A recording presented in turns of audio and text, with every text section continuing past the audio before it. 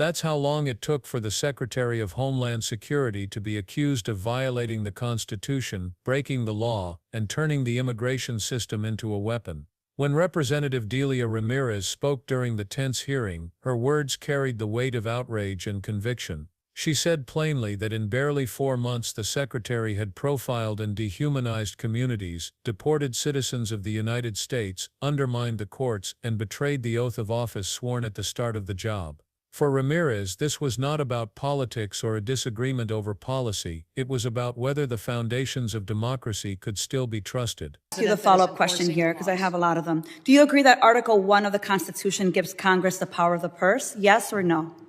Yes, that is a duty. Do you of believe Congress that, to be let me able ask to you another appropriate follow-up, it's funds. just yes or no. Do you believe you have the power to disregard congressional appropriations and unilaterally repurpose funds that have been duly appropriated by Congress? Yes or no? Ma'am, we are not doing that. So the We are answer to using you is dollars no. as to All how right, they well, were it was a yes or appropriated no, for ensuring the Secretary. Let me programs have continue. integrity. Interestingly, you said no. But since you've been Secretary, you have repeatedly disregarded the law.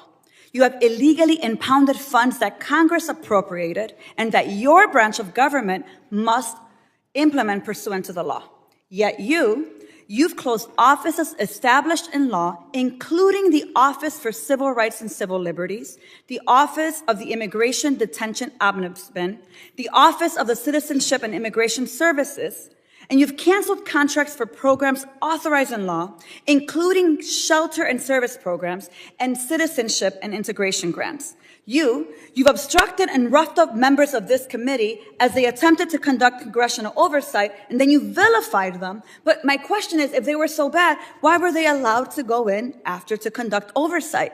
Let me just continue. You redirected funds to terrorize our communities. You created taxpayer-funded political propaganda campaigns to terrorize families and children who don't sleep at night because of the terror of those commercials that you are putting out there. You hold sick, disrespectful press conferences in my state where, let me be clear, you are not welcome. You corruptly used emergency authority to avoid procurement to make Trump's private prison donors richer by directing $45 billion for them to expand ICE detention centers.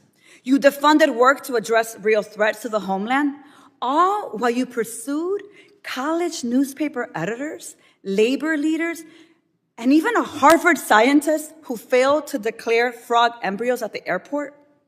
Clearly, we don't have time for all my questions, so I have 13 pages worth of questions that I will be submitting to the record that I expect you and the administration to answer. But here is my final question to you. When you took your oath, did you swear to support and defend the Constitution of the United States of America? Yes or no? Yes, I did. So I find that laughable. You don't behave like someone who takes that oath seriously. And let me tell you why. We don't live in a dictatorship or a monarchy. Trump's will is not the guiding doctrine of this nation, and our country is not a playground for his or your twisted authoritarian fantasies. We are a democracy. We defend the Constitution and we affirm the rule of law. We respect the co-equal branches of government and we uphold our rights, even when we disagree. The foundation of our nation is based on a core set of constitutional rights upon which our prosperity, our pluralism, and our peace depend on it. You, however, have been leading this work for 116 days, and in that time, you have profiled and dehumanized our neighbors. You've betrayed our constitutional commitment to due process. You've deported United States citizens.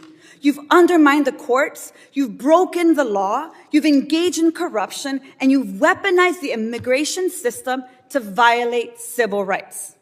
As Senator Murphy perfectly stated, your department is out of control, but you're responsible. You have betrayed the sacred fundamentals of your oath.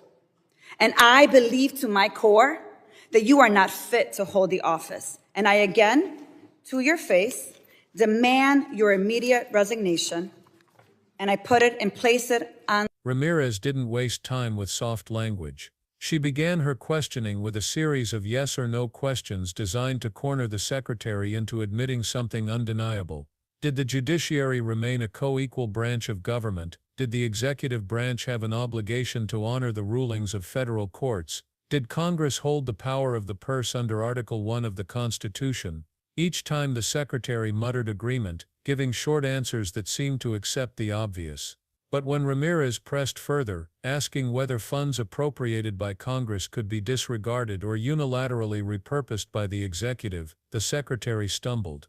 Instead of a firm denial, she dodged with carefully chosen words, "We are not doing that." Ramirez repeated that it was a yes or no question, and in that hesitation, the damage was already done. What should have been a straightforward answer turned into evidence of doubt. The Congresswoman then laid out a long list of decisions she said had broken the law. Funds approved by Congress had been impounded rather than spent as directed. Offices written into law to monitor civil rights, oversee detention centers, and provide an ombudsman for citizenship services had been closed down.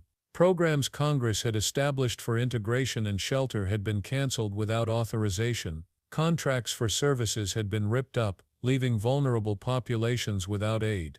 And when members of Congress attempted to conduct oversight, Ramirez said they were obstructed, blocked, even physically roughed up.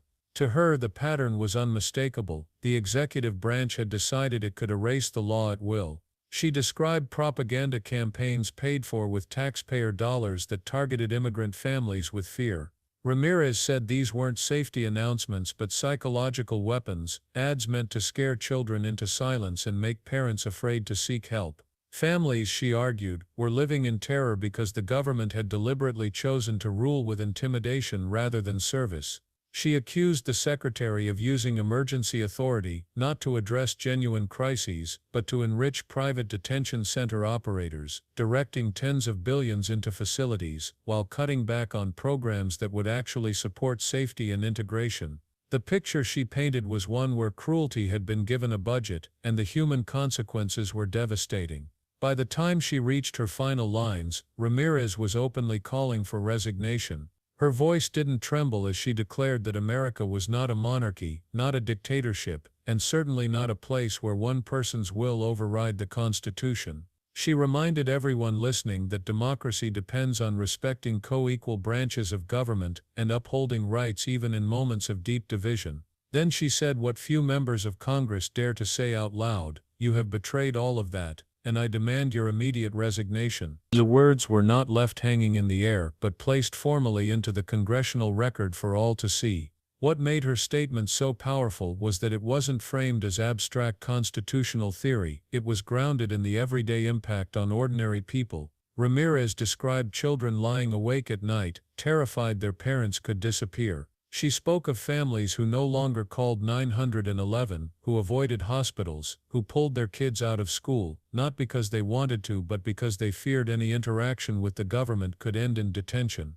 This wasn't about debates in Washington, she said. It was about fear in living rooms across the country. The line that stuck with everyone who heard it was brutal in its simplicity: "This isn't policy, it's cruelty with a budget." And that cruelty, Ramirez warned, was being hidden behind excuses and silence. When asked direct constitutional questions, the secretary couldn't answer with clarity. Does Congress hold the power of the purse? Yes or no? Does the judiciary remain a co-equal branch? Yes or no? These were not complicated questions, but the answers were clouded by hesitation and avoidance. To Ramirez, that silence was more dangerous than outright denial, because it revealed a willingness to dodge the truth rather than confront it. That, she said, was how democracy crumbles, not through bold declarations, but through quiet acts of defiance against the law. The Congresswoman's words resonated far beyond the hearing room. They were a warning that the erosion of law and order doesn't begin with chaos in the streets, but with small unchecked acts inside government offices. If Congress appropriates funds and the executive impounds them without authority, what is left of balance? If courts issue rulings and officials treat them as optional, what remains of justice? Ramirez's point was simple: once those guardrails fall, rebuilding them becomes nearly impossible. She connected the dots between policy choices and lived reality. For immigrant families, the message had been clear: the government was no longer a protector but a predator. For citizens caught in wrongful deportations, due process had become a hollow promise. For communities across the country, the very agencies meant to serve them had turned into engines of fear. These weren't mistakes, Ramirez argued. They were deliberate acts carried out with intent, and that intent was to consolidate power while silencing opposition. By the end of the hearing, it was evident she wasn't merely challenging a cabinet secretary, she was fighting for the survival of constitutional order. This isn't left versus right, she concluded. This is freedom versus authoritarianism. Those words were not aimed only at her colleagues, they were aimed at the public, the families living in fear, and anyone who still believed that the Constitution's promises mattered. Ramirez defended the rule of law in a moment when it would have been easier to stay silent. She reminded the nation that democracy doesn't vanish in one dramatic collapse. It disappears slowly, when people look the other way, when small violations are excused, and when no one stands up to say enough. Her closing challenge wasn't just to the secretary sitting before her but to everyone watching. Would they stand by while power was transformed into cruelty? Would they let fear and intimidation replace law and justice? Or would they speak out, defend the principles of equality and due process, and hold leaders accountable? Ramirez made it clear that silence was not an option. Democracy, she insisted, only survives if ordinary people are willing to fight for it.